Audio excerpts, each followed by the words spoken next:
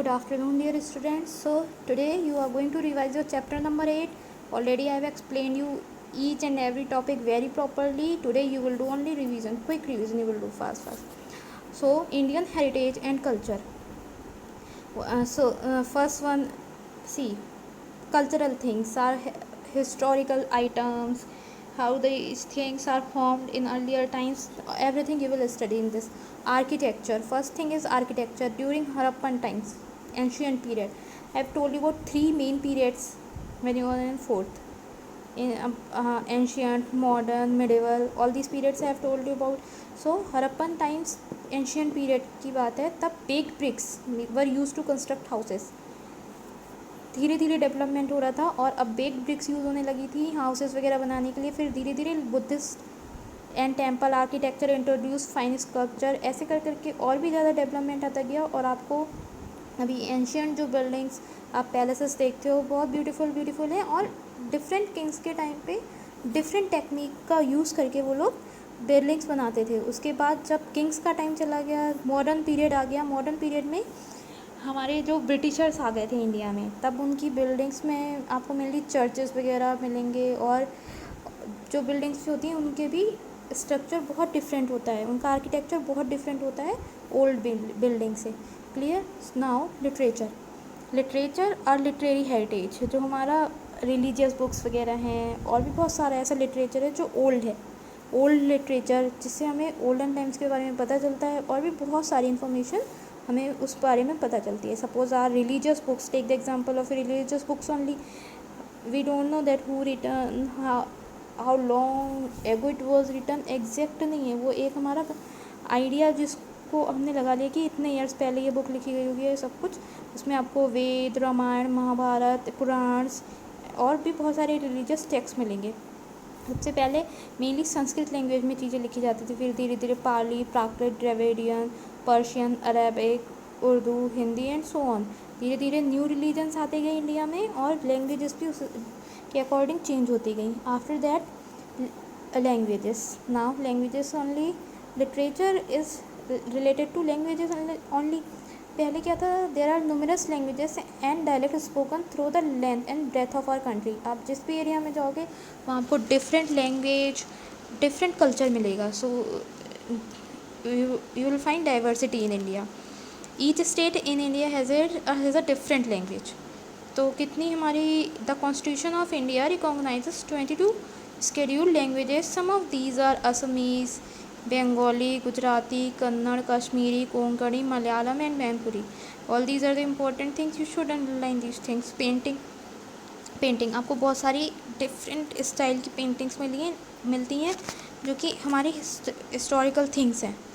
Suppose you can see the ancient cave painting at Bhimbetka. ये बहुत ही ज़्यादा ओल्ड टाइम की, जब मतलब people used to live in caves, तब उस टाइम की ये पेंटिंग है भीमबेटका. और जैसे वो लोग बताते थे कि what the things they are using, ये सारी चीज़ें बताती हैं. उसके बाद अब मुग़ल मिनिएचर पेंटिंग, इसमें आपको पूरी स्टोरी ऐसे करके मिल जाया करती थी. ये मुग़ल के टाइम की, जब when Mughals are ruling over India. After that a painting भाई अमृता शेरगिल वॉज गिवन. ये मॉडर्न टाइम की पेंटिंग है. हमारे बहुत सारे मॉडर्न टाइम के पेंटर्स जो वेल नोन पेंटर्स जैसे राजा रवि वर्मा, रविंद्रनाथ टैगोर, अमृता शेरगिल, ये सारे हमारे मॉडर्न टाइम के पेंटर्स हैं. After that music you know very famous. आप एंशियंट टाइप का म्यूज़िक देखोगे, that is of another form. वो तब यूज़ करते थे तबला, ढोलक, तानपुरा, ऐसे करके बहुत सारे sitar, flute, sarod, main things are use. And now the music is changed now. Folk music is played while celebrating the harvest or major events in life such as birth and marriage. Means कोई ऐसा occasion होता था, then these things are played and many different types of music are played at different occasions.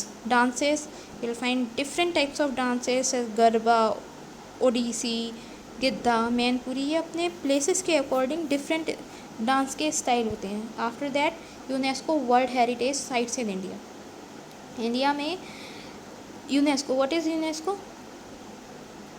It is the united nation educational, scientific and cultural organization है, जो कि पूरे world में जो भी मेन हेरिटेज साइट्स हैं, मीन जो historical places या फिर जो ऐसी प्लेसेस जिनको प्रिज़र्व करके रखना है, जो कि हमारे लिए हमारे एसेट्स हैं, उनको प्रिज़र्व करके रखने का वर्क यूनेस्को करता है। उसके लिए जो हर कंट्री में जो भी मेन इम्पॉर्टेंट थिंग्स जो प्लेसेस हैं उनको प्रिज़र्व करने का प्रोग्राम उसका चलता है।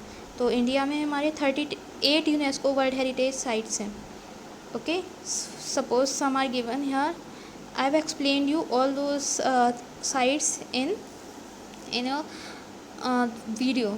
In previous video I have explained you everything, so you can see that video and revise those things. Okay, see the many pictures are given, all these things. Suppose कोई national park, Kanchenjunga national park, Kaziranga national park इस given, ये ऐसे animals जो इनको भी preserve करके रखना है, उनको भी बचाना है हमें, हमारी वेराइटी ऑफ प्लांट्स को भी बचाना है।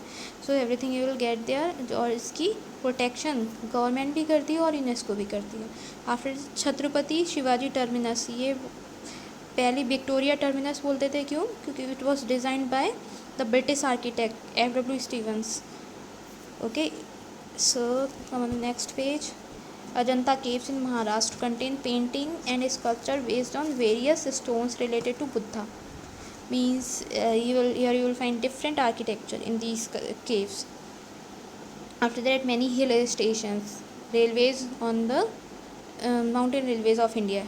You find the Darjeeling Himalayan Railway, Nilgiri Mountain Railway and Kalka Shimla Railway. The Darjeeling Himalayan Railway was opened in 1881. It is not easy to run trains on these Himalayan reason. Of course mountain areas है, बहुत tough होता है, but then also you will find some railways in these areas. So now after that the hill fort of Chittorgarh, the Amer fort in Jaipur, all these are the UNESCO world heritage site. And last one is the churches and convents of Goa.